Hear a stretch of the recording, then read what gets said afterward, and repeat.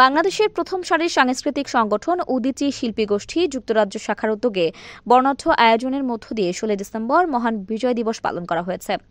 সহকর্মী আতিয়া বেগম ঝর্ণার তথ্য ও চিত্রে বিস্তারিত দেখুন রিপোর্টে। 16 ডিসেম্বর মহান বিজয় দিবস পালন উপলক্ষে লন্ডনের ওসমানী সেন্টারে বাংলাদেশের প্রথম সারির সাংস্কৃতিক সংগঠন উদীচী শিল্পী গোষ্ঠী যুক্তরাজ্য শাখার উদ্যোগে বর্ণাঢ্য আয়োজনের মধ্য দিয়ে 16 ডিসেম্বর মহান বিজয় দিবস পালন করা হয়েছে। উদীচীর সহসভাপতি গোলাম কবিরের সভাপতিত্বে অনুষ্ঠানে মুক্তিযুদ্ধে নিহত সকল শহীদের প্রতি শ্রদ্ধা নিবেদন, যুদ্ধাহত মুক্তিযোদ্ধাদের সম্মাননা ও সাংস্কৃতিক অনুষ্ঠান অনুষ্ঠিত হয়েছে। সমবেত জাতীয় সঙ্গীতের মাধ্যমে অনুষ্ঠান শুরু হয়। উদীচী যুক্তরাজ্যের সভাপতি বীর মুক্তিযোদ্ধা গোলাম মোস্তফার পরিচালনায় অনুষ্ঠানে 1971 সালে রণাঙ্গনে সরাসরি সশস্ত্র মুক্তিযুদ্ধে অংশগ্রহণকারী বীর মুক্তিযোদ্ধা আবুল কাশেম খান, সৈয়দ আশরাফ উদ্দিন মুকুল, আমির খান, দেওয়ান গোশ সুলতান এবং মুক্তিযুদ্ধ সংগঠক ড আজিজকে সম্মাননা প্রদান করা হয়। অনুষ্ঠানে বক্তব্য রাখেন কাউন্সিলর আনা মিয়া এবং কাউন্সিলর আব্দুল তোয়াহিদ সহ আরও অনেকে। অনুষ্ঠানে সাংস্কৃতিক উদীচী শিশু শিল্পীদের অংশগ্রহণে সঙ্গীত পরিবেশন করা হয়। পরে পতাকা অঙ্কন প্রতিযোগিতায় অংশগ্রহণকারী শিশুদের মাঝে পুরস্কার বিতরণ করেন অনুষ্ঠানে আগত অতিথিবৃন্দ।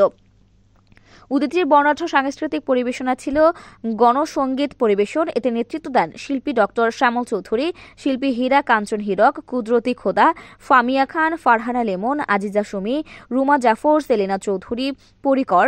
নৃত্যে অংশগ্রহণ করেন সেজুতির দাস, শর্মিষ্ঠ পণ্ডিত, শ্রীপর্ণা দেব সরকার, প্রাপ্তি দেব সরকার, সিতু সহ আরও অনেকে। অনুষ্ঠানে সার্বিক সহযোগিতায় ছিলেন আতিয়া বেগম ঝর্ণা ও আফরিন। সঙ্গীত পরিবেশনে তবলায় ছিলেন মিন্টু গোস্বামী, কিবোর্ডে ছিলেন তন্ময় সহ আরও অনেকে।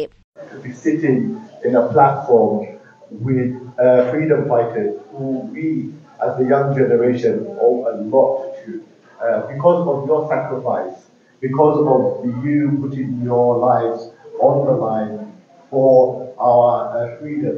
We are so grateful. So I think this is something that is so important that our young generation need to understand.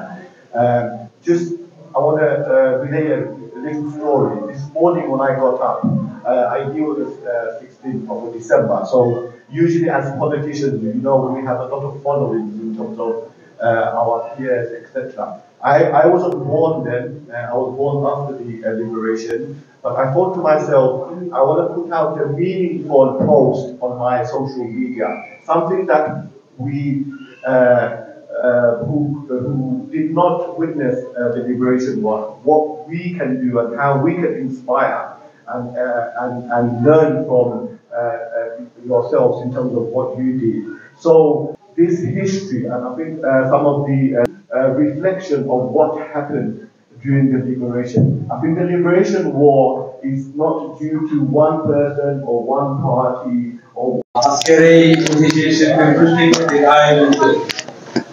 আমাদের মহান বিজয় দিবস 53তম বিজয় দিবস উপলক্ষে আজকে যুক্তরাজ্য শাখা কর্তৃক আয়োজিত এই সম্বর্ধনা অনুষ্ঠান এবং এই মুক্তিযুদ্ধের এই দিন থেকে বিজয়ের দিন থেকে তারা স্মরণীয় করে রাখার জন্য তারা যে আয়োজন করেছে এই জন্য আমি একজন মুক্তিযোদ্ধা হিসাবে জাতির শ্রেষ্ঠ সন্তান হিসাবে তারা আমাদেরকে যেভাবে পুরস্কৃত করেছেন আমি এই জনসভার সম্মুখে গর্বের সাথে আমি উচ্চারণ করতেছি যে উদীচী শিল্পী গোষ্ঠী যুক্তরাজ্য শাখায় শুধু সারা বিশ্বের বিভিন্ন দেশে উদীচী কর্মকাণ্ড এই জন্য আমরা প্রত্যেকেই তাদের কাছে কৃতজ্ঞ হওয়া দরকার যারা বাংলাদেশকে উপস্থাপিত করতেছেন বিশ্বের দরবারে। শুধু বাংলাদেশকে সারা বিশ্বের বড় বড় শহরে এই উদীচী শিল্পী গোষ্ঠী তাদের কর্মকাণ্ডের মাধ্যমে এই দিনে